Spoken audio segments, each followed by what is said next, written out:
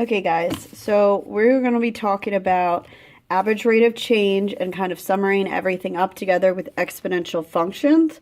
Remember, exponential functions are geometric relationships, so like the sequences.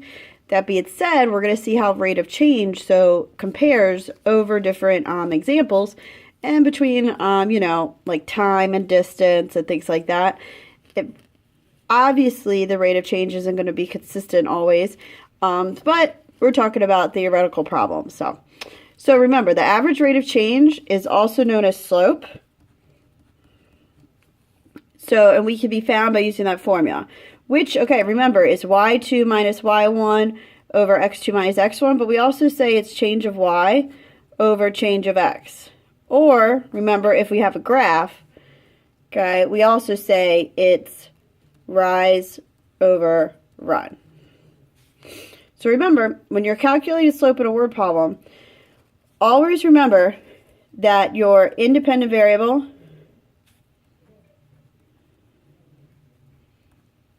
is your x. Okay, usually that's your left column or top when it comes to a chart. So, okay, so starting with the first example, we'll work through this together.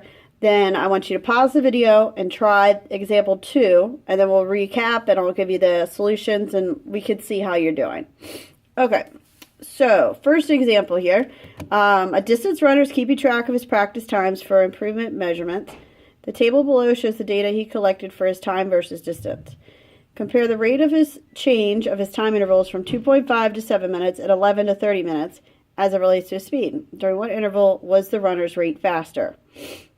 Okay, so we're looking at 2.5 to 7 minutes as our first comparison. So that means you need this set of points and this set of points. So we're going to compare them. So looking here, okay, so this is your x1, y1. This is going to be your x2, y2 in the formula. So we're going to do the slope formula for that piece first. So let me kind of draw a little t-chart here. So we're going to do, again, y2 minus y1. So we're going to do 1.2 minus 0.4 over 7 minus 2.5. So then that's going to make 0.8 over 4.5. And now from here, okay, we can simplify it and turn it into a unit rate by using our calculator.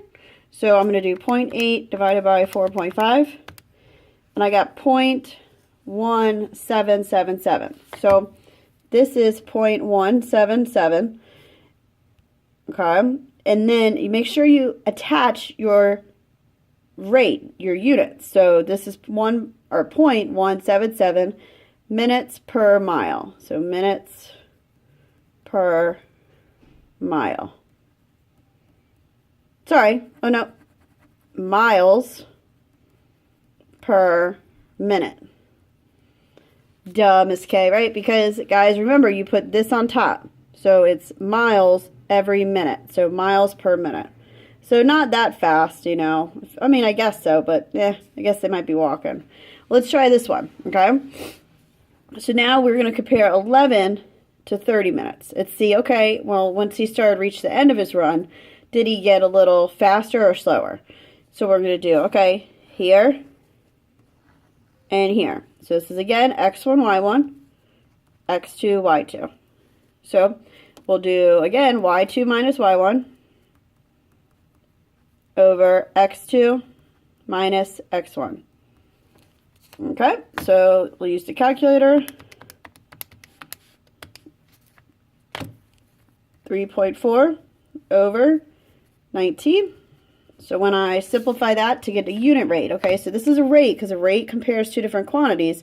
So we have miles per minute, but the unit rate is for 1. So we're going to do it 3.4 divided by 19 and 0.1789. Okay, 9, you know, kind of thing. And that's, again, miles per minute. So the question says, well, okay, during what interval was the runner's rate faster? So you could clearly see here between 11 to 30 minutes, he actually kind of picked up the pace. So this is faster because he can gain more miles in a minute. So this one, he went a little slower, so he didn't get as far. Now, obviously not that much big of a difference, but I guess if you're a major competitive runner, it will, you know? So, okay, for example 2, all right, I want you to pause the video, read it to yourself, and then try it and see what you come up with.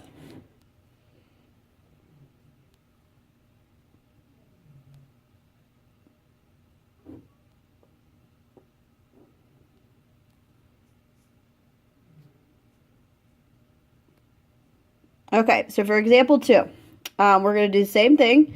We're going to do, okay, intervals from 1 to 4 first, and then we'll compare these two together. So we'll do, okay, 13.1 minus 2 over 4 minus 1. So over 3, 13.1 minus 2, 11.1. So we have 11.1 miles for 3 minutes. That against the rate, but I want the unit rate to compare, so you just divide. And I got 3.7 miles per minute. So now let's try, it says compare from 4 to 7. So we're going to use these two. So 28.9 minus 13.1 over 7 minus 4. Use the calculator. And that's 15.8 over 7 minus 4 is 3. So when I divide them for the unit rate, and I got 5.26 miles per minute. So you can see which one's faster in terms of time and distance. The running faster was running faster at 5.26 miles per minute because he gains more in the same amount of time. Okay, so now try example 3 and see how well you do, and then do on the other video.